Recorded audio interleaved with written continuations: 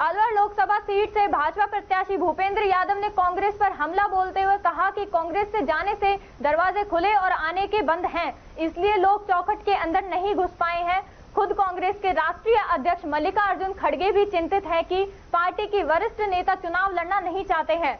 जो राष्ट्रीय अध्यक्ष का दर्द नहीं समझते, वो लोग जनता के दर्द को क्या समझेंगे। प्रेस वार्ता के द्वारा मीडिया से बात करते हुए उनके बाहरी होने के सवाल पर उन्होंने कहा कि उनका 40 साल से अलवर से जुड़ाव है, 24 घंटे जनता की सेवा और विकास के लिए कार्य करेंगे। केंद्र सरकार ने सौर ऊर्जा की नई योजना शुरू की है, इसके तहत हर घर में सौर ऊर्जा का प्लांट लग सकेगा, सरकार उसमें मदद करेगी। भूपेंद्र यादव ने कहा, कांग्रेस सचिन व गहलोत के खेमों में बटी है, दोनों के झगड़े जग जाहिर हैं। छात्रों, नौजवानों व युवाओं के साथ खिलवाड़ हुआ। वहीं भजनलाल सरकार ने सत्ता में आते ही परीक्षा में होने वाली गड़बड़ी को रोकने का काम किया, आरोपियों को गिरफ्तार किया जा रहा है। राजस्थान में पेट्रोल डीजल पर वैट लगाने का काम किया है। प्रदेश में बीजेपी सरकार बनते ही 4 विषय पानी, बिजली व भ्रष्टाचार पर कार्रवाई हुई। 10 सालों में हमने देश को बदलते हुए और प्रधानमंत्री नरेंद्र मोदी की गारंटी को साकार होते देखा है।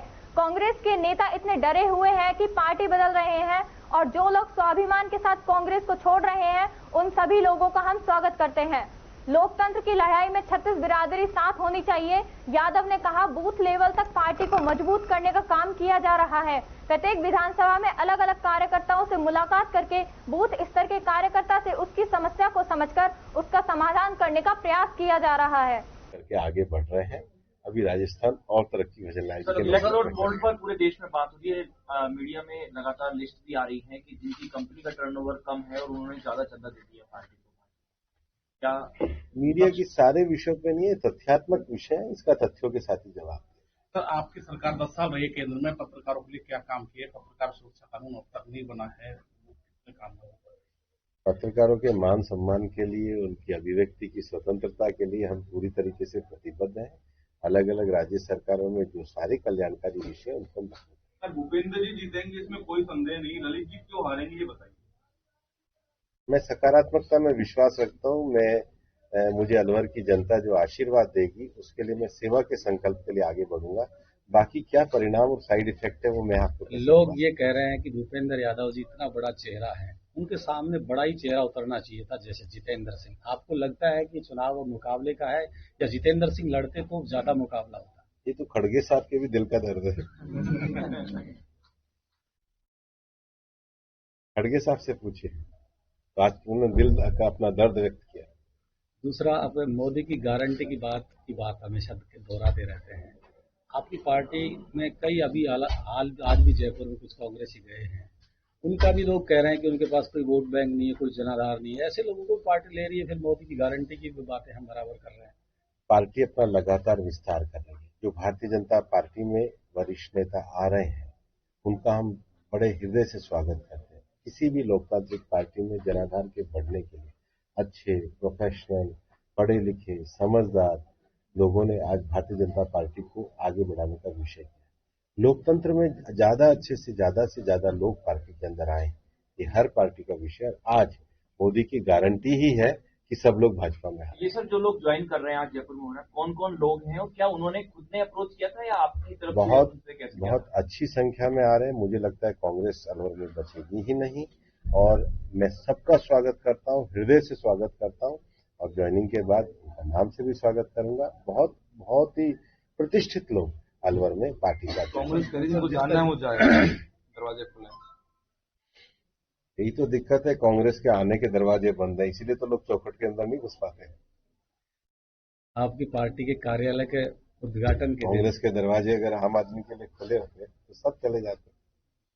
इसलिए कांग्रेस, इसलिए हम जनता के बीच में, हम जनता को स्वीकार करते हैं, हम जनता को। जो लोग आ रहे हैं वो कांग्रेस से दुखी होकर बीजेपी में आ रहे हैं, बीजेपी एक्सेप्ट कर रही है उनको। मोदी जी की गारंटी पे विश्वास करके विकसित भारत के लिए लोग भारतीय जनता पार्टी को। अब करण सिंह जी आ रहे हैं, कोई विकसित गारंटी पे विश्वास? जिस तरह से भाजपा सभी विपक्षी दलों के जो कार्यकर्ता आ रहे हैं उनको शामिल कर रही है अपने परिवार में, तो परिवार में भी कहीं न कहीं मनमुटाव की संभावना बढ़ जाती है। हमारे परिवार का दिल बड़ा है, मन बड़ा है।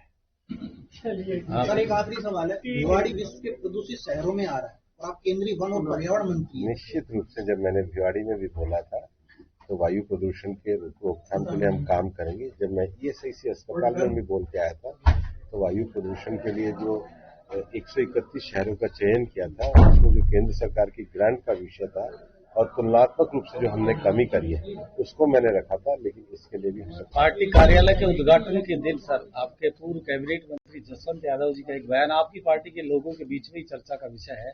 उनको आपने ये कहा मन से कि मुझे केवल जसवंत यादव ही कुछ बात कहने की हिम्मत रखते हैं, बाकी तो इधर उधर की बात करते हैं। मुझे हर कार्यकर्ता कुछ जो अपने मन की बात है वो कह सकता है, और आप मेरी पार्टी कार्यालय में आके देखिए, मेरे अध्यक्ष बताएंगे, मैं 8 बजे सभी के साथ रहता हूँ, सभी के साथ। विपक्ष एक अफवाह फैलाने की कोशिश कर रहा है कि ये तो हाई प्रोफाइल नेता है, केंद्र में तीसरे सबसे बड़े नेता है, तो मतलब वो आम आदमी के पहुंच में नहीं आएंगे। मैं खुद अपने आप में आम आदमी हूँ, सामान्य आदमी हूँ। आप मुझे इतना बड़ा नेता रखते हैं, मैं तो कभी कोई सिक्योरिटी भी साथ नहीं रखता। मैंने कभी अपने जीवन में ऐसा जीवन जिया ही नहीं है कि मैं कोई बहुत बड़े जिसको कहते हैं पर्दे के पीछे या बहुत बड़े सीखचे के पीछे रहता हूँ। मैंने 15 राज्यों में लगातार जमीन पर बैठ के काम किया है। मैं जमीन का आदमी हूँ, जमीन पे रहता हूँ, जमीन पे रहना चाहता हूँ। कांग्रेस लगातार लंबे समय से अलवर जनता वेट भी कर रही है। सपना था एक बहुत हाई स्पीड ट्रेन एक आएगी, एक कार्गो एयरपोर्ट यहाँ बनेगा। कल भी प्रेस कॉन्फ्रेंस कांग्रेस ने कहा कि सब भाजपा ने रोक दिया। कांग्रेस की तो सरकार ही नहीं बनने जा रही। खड़गे साहब के दर्द है कि उनके बड़े नेता चुनाव से भाग रहे हैं। ऐसे में देश मोदी जी की गारंटी पे आगे बढ़ रहा है और विकसित भारत में हम अलवर को विकसित भारत में अग्रतम स्थान पर ले जाएंगे। उसके लिए सबके साथ मिलकर काम करेंगे और मीडिया का भी सहयोग प्राप्त करेंगे। कहीं शाइनिंग इंडिया की तरह तो नहीं हो जाएगा, ये भी गारंटी भी विकसित भारत की तरफ कुछ विषय है कि जैसे 2014 में हिंदुस्तान 5 डगमगाती अर्थव्यवस्थाओं में था, आज 5 सबसे बड़ी अर्थव्यवस्था।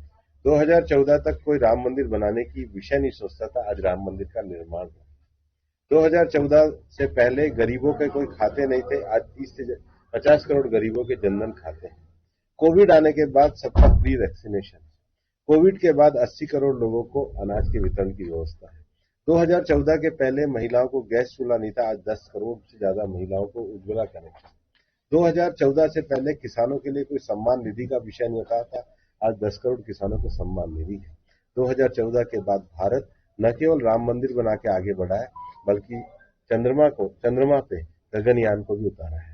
हम अपनी सांस्कृतिक विरासत से लेके विकास के रास्ते पे जो चलने का विषय है, उसी को विकसित भारत कहते हैं। वही मोदी की गारंटी। एक अंतिम चीज, अलवर में ग्रीनफील्ड एयरपोर्ट जो यहाँ था वो नोएडा शिफ्ट हो गया।